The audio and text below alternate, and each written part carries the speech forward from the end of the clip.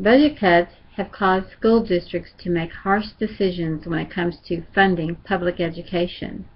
I work for the largest school district in the state of Oklahoma, and I see firsthand how our teachers struggle every day to provide the tools that they need to educate our children.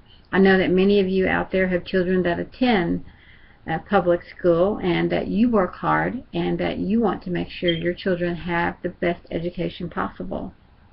Let's look at how the schools are funded, and let's also look at what things we can do to improve upon the current system. Public funding for education comes from the state, local, and federal government. The federal government supplies 12% of the contributions. The remaining 88% is divided among the state and local governments. States such as Oklahoma rely heavily upon state and local property taxes. People who live in the wealthy communities, they can generate a lot of funds for property taxes and therefore generate more funds to adequately take care of their schools in their neighborhoods. Where if you look at the poorer communities pay higher taxes, but they generate less funds to adequately fund their schools in their neighborhoods, and that's where the inadequacies come from.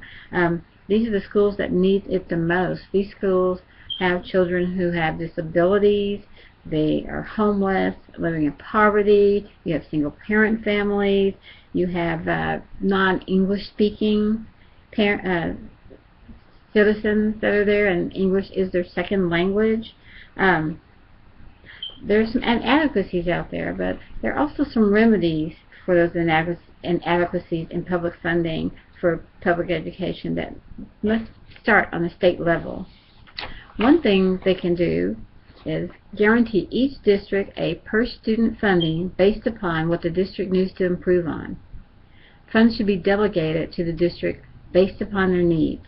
Provide incentives to generate more local support. Equal support for the renovation and construction of new schools. More flexibility in spending, but keep the districts accountable for that spending. Monetary awards for districts that exceed expectations.